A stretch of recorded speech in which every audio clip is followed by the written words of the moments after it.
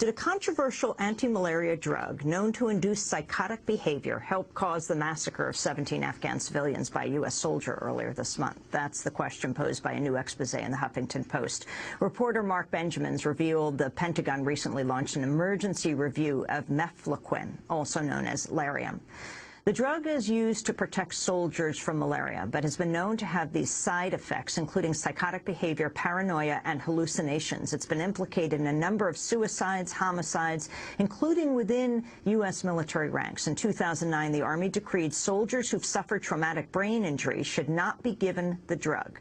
The Huffington Post reports the Pentagon initially ordered the review of mefloquine in January, but this month, just 9 days after Staff Sergeant Robert Bales was detained for killing 17 Afghan civilians in a shooting rampage, the Army issued an emergency decree calling for the review to be expedited. The Pentagon says there's no connection between mefloquine and the murders, but it's refused to confirm or deny whether Bales was given the drug. Bales reportedly suffered traumatic brain injuries while serving in Iraq in 2010. Mark Benjamin is the reporter who broke the story for the Huffington Post. He's joining us from Washington. Mark, tell us what you found.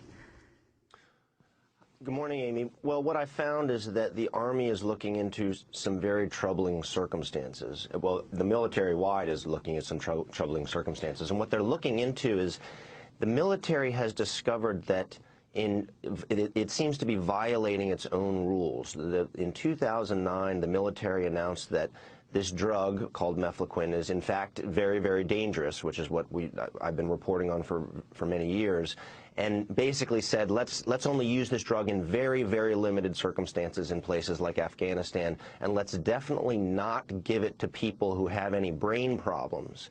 Now, the reason why is because this is a relatively unusual drug called a quinolone, and it crosses the blood-brain barrier and goes into the human brain, and in certain brains can do very serious damage. So the military announced that this drug should not be given to people who have brain problems like traumatic brain injuries. What the military has discovered is that out on the battlefield, those rules aren't being followed. And some soldiers who do have these kinds of problems are getting this drug, and that obviously can increase the likelihood of a problem like a psychotic break. Now, this review just happens to be ongoing, apparently, at the time that Bales, the staff sergeant, apparently went on this shooting spree, killing 17 people, including 9 children. Now, the Army and the military will not say whether or not he took this drug, but this review is happening at the time that these murders took place. When you say that soldiers were taking it, did they have to take it? Were they forced to take it? Yes. I mean, when you're out at an outpost, mostly mefloquine is not used by the military because of the dangers, but at some outposts, like, for example, relatively remote outposts in Afghanistan, like the one Bales was working at. He was at a relatively remote outpost in Kandahar. Medics will sometimes resort to this drug because it's easy to prevent malaria. You only have to take this pill once a week. Other pills that prevent malaria you have to take every day. So it's easy when you're in a rough and tumble outpost like that to just give your guys one pill a week and not have to worry about malaria. The concern is that at a place like that, they're not screening people for contraindications like, hey, did you have a head injury before? Because if so, you shouldn't take this pill. The concern is that out there in the bush, they just sort of hand this pill out, and the people that shouldn't get it do get it. Now, whether or not Bales took this drug, we do not know. The Pentagon will not say. If he took the drug, could it have led to this kind of psychotic behavior? Definitely. It says that on the drug label, and we've seen it time and time again, even with very elite Special Forces soldiers who have taken this drug and gone on murderous rampages and suicidal rampages. Give us examples, Mark Benjamin. Well, I spent most of my time working with Peace Corps volunteers who also took this drug and have had serious problems, and very elite Special Forces soldiers. The reason why I focused on Special Forces soldiers is that statistically they're very unlikely to do things like commit suicide. They're relatively stable people. I found a series of Special Forces soldiers who took this drug and then resorted to acts of violence, murder, and suicide.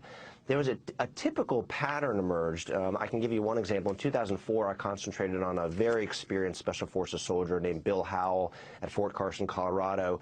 Howell seemed to be a very, very stable guy, took the drug during a tour in Iraq, had severe mental problems. And what's interesting, I think, is that typically when a person has a problem with this drug, it's actually relatively easy to figure out, because typically what happens is they don't just have mental problems, they have physical problems too. They have a rash, they have gastrointestinal problems, they have often vertigo, they're dizzy, they have eye problems, loss of some of their vision. So, it's almost like someone's being poisoned. It's not, it's not just that they're acting funny. That's what happened with Bill Howell. He had a psychotic break, I think you would describe it, beat up his wife, hunted her around the house with almost like an animal out into the yard, and then put the gun to her, and then put the gun to his own head and shot himself in front of his wife, who described him as sort of just not being there, not being there. One of the things that concerns me is that some of these soldiers, when we have an opportunity to interview them, seem to really be not well connected. I mean, they sometimes talk gibberish. I mean, it looks like brain damage, which is sort of what this attorney is describing. That's how Bales is behaving. Now, of course, that could have been caused by battlefield trauma. It could have been caused by his brain injury. I just think it's important to pay attention to this story, because if it turns out that mefloquine comes up, it is true that this could have been a factor if he took it, and in fact, it could have been a major factor. What about the drug's manufacturer? The drug has been manufactured by Roche Pharmaceuticals for several decades. What is interesting about this drug is it was actually initially invented by the U.S. Army. The Army invented it after years after Vietnam, because malaria was such a problem in Vietnam. The U.S. Army invented it, gave the patent to a manufacturer named Roche Pharmaceuticals. Roche Pharmaceuticals has, for years, particularly over the last decade when I've been reporting on the drug, resisted, I think it's fair to say, putting increasing warnings on its drug label. It has done so reluctantly under pressure from the FDA. The current label for Lariam, which is the brand name, mefloquine is the generic name, does list things like psychotic episodes, hallucinations, anxiety, that kind of thing. The other thing that's interesting about the drug label that Roche puts out is that it says on the drug label an interesting thing about Lariam. I mentioned how it crosses the blood-brain barrier. Sometimes people, or actually frequently when people have a problem with this drug, the percentage that do, once the damage is done in the brain, it's done. In other words, it's not like you can just wait until this drug gets out of your system and then you're okay. Typically, once the damage is done to your brain and your central nervous system, it's done. It's like being hit in the head with a hammer, and it says that on the drug label. It says that sometimes it doesn't matter whether you stop taking the pills. If you have problems, they last, quote, long after, unquote, people stop taking the drug. So I think it's safe to say that it in some situations can be a very dangerous pill. Looking at a report from CBS News, you're talking about the soldier at Fort Bragg. 4 soldiers accused of killing their wives. 2 of them committed suicide. The other 2 await trial. So many brutal crimes, so similar, so close in time, raised questions. The Army sent a team to investigate, all taking Lariam. Do you think that is possible? Yes, I do. In fact, that was a separate case that I also spent a lot of time on the ground at Fort Bragg investigating. That case, those soldiers did take Lariam. They did exhibit some very strange behavior and some of the physical problems. One of the soldiers, named Bill Wright, interestingly, did kill his wife and then killed himself in jail later. We did have a chance to talk with his attorney quite a bit, and he, again, exhibited some of these same problems. In fact, he, a very elite soldier had trouble putting together sentences while in prison. He couldn't talk right. This was, interestingly, a civil affairs soldier who was not exposed to combat. He was, digging wells and that kind of stuff very early in the war in Afghanistan. So, the only thing that we could find that would cause him to basically have a psychotic break was this pill. And he took the pill and had a psychotic break and killed his wife and ultimately killed himself. Now soldiers who are suffering the side effects of Lariam are seeking compensation? That's right. There are a variety of veterans and veterans groups that are concerned about the long-term implications of this drug. I mean, for example, there's Veterans Against Lariam on Facebook. And it's interesting how motivated some parts of the veterans community are about this drug. And one other thing I would note, whenever I write a story, I haven't written about mefloquine for years. I'd sort of given up until this event took place. And when you write a story like I did in Huffington Post yesterday, boy, the email, I mean, it just pours in from veterans, also Peace Corps volunteers, but veterans saying that they have had some really troubling experiences with this drug. I don't have time to vet all those stories, but boy, if my inbox is any indication, there are a lot of soldiers Mark, what if you out there. refuse to take it? What if you're a soldier and you're just not going to let them give it to you? You're not going to take it. There are cases where that occurs. Mostly what I have heard happens is soldiers realize there's a problem with this drug and they take it from the medic and they tell the medic that they are taking it and they throw it over their shoulder. I'm not aware of any case where anybody has said to a medic, I'm not going to swallow this pill. They just quietly don't do it.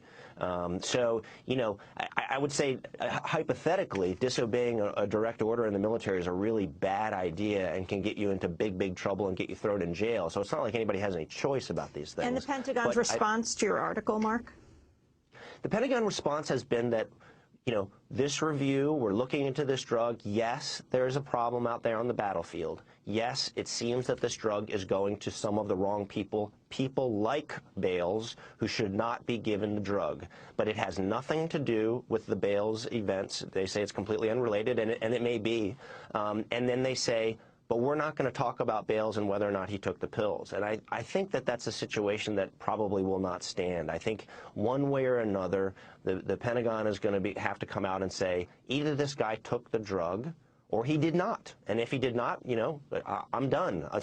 I'm not going to write about it anymore. But I think it is a pertinent question that needs to be answered. Is the military or other groups giving out Lariam to communities, for example, in Afghanistan, in Iraq? I'm not aware of it being handed to civilians, you know, for example, in Afghanistan and Iraq, but there are other government entities that have used it for years. One example that I think I mentioned was the Peace Corps. It's easy to find Peace Corps volunteers who say they've, you know, had real problems with this drug. It's very easy to find Peace Corps volunteers who said they started having problems with the drug and just didn't take it. They'd rather just get malaria or risk getting malaria.